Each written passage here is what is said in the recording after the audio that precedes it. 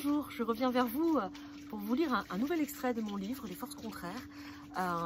C'est un livre que j'ai dédié aux hospitalités de France et aux hospitaliers. Vous savez, toutes ces personnes qui se mettent au service des malades, des fragiles, des handicapés, pour les emmener au pied de la Vierge de Lourdes, dans la grotte de Massabielle. Voilà, j'étais au fil de mes témoignages particulièrement touchée par ces personnes-là.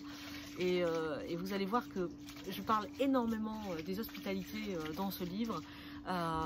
Et surtout de ma surprise, de ma stupéfaction de voir dans ce monde si égocentrique des personnes qui au contraire s'oublient et qui donnent aux autres. Voilà, c'est le chapitre 6, c'est un chapitre qui s'appelle La saison des témoignages. Au fil de tous ces pèlerinages, je croise de belles âmes, des âmes aussi pures que l'eau claire. Elles donnent tout, leur temps, leur cœur, leur argent, leurs vacances. Tout cela pour se mettre au service des autres. L'hospitalité de Lille me demande de témoigner maintenant à Lourdes lors de leur pèlerinage annuel. Un énième retour sur Lourdes pour ma part. 5000 pèlerins sont partis du nord de la France pour un pèlerinage intense de quelques jours au pied de la Vierge, mais aussi et surtout accompagner les plus fragiles, les personnes malades, âgées, handicapées. Parmi eux, 2000 lycéens qui pendant une semaine vont totalement prendre en charge les plus démunis. 5000 vies humaines dédiées aux autres, au bien, au beau, au bonheur du service. Voilà le réel sens des hospitalités de France. Servir. Se mettre au service des malades et donc de Dieu. Je découvre véritablement ce qui se joue en quelques jours à Lourdes. Chaque année, combien de jeunes vont rejoindre le mouvement? Combien de personnels soignants vont bénévolement relever le défi de porter les personnes fragiles jusqu'à la Madone? Le soutien de l'Immaculée Conception est une lueur d'espoir, là où parfois l'espoir n'est plus. La maladie est toujours vicieuse et multiple. Elle attaque souvent le corps, mais toujours l'esprit. Aussi, chaque malade voit en ce pèlerinage un rendez-vous, un point d'orgue, dans la tristesse d'un quotidien fait de souffrance, sans horizon ni joie.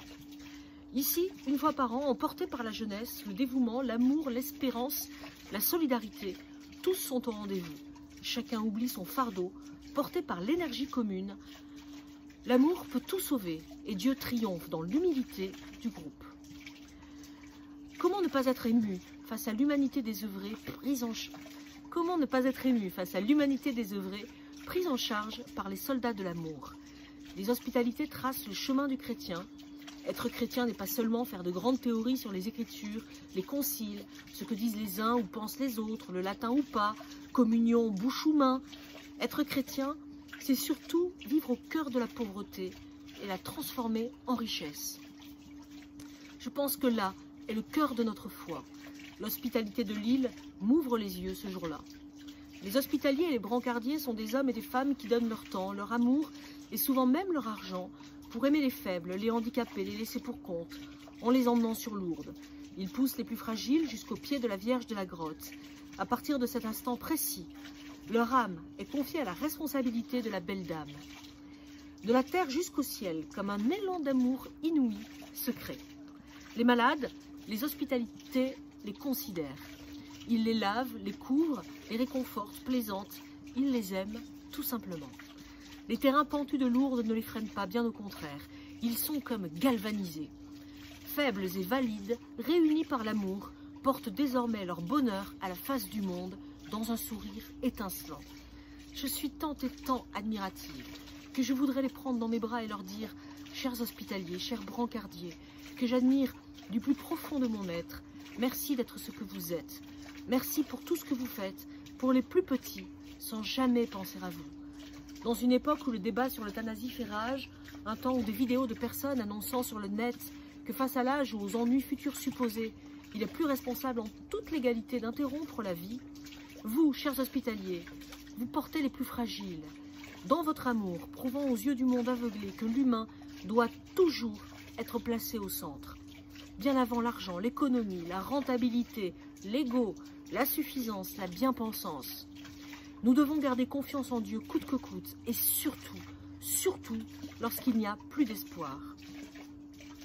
Chers hospitaliers, chers brancardiers, vous êtes un peu comme les anges de Dieu sur terre, qui prient pour le monde dans le silence de leurs cellules.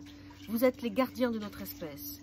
Vos actes d'altruisme sont des prières, et c'est aussi grâce à vous et à votre belle énergie que ce monde tient encore debout.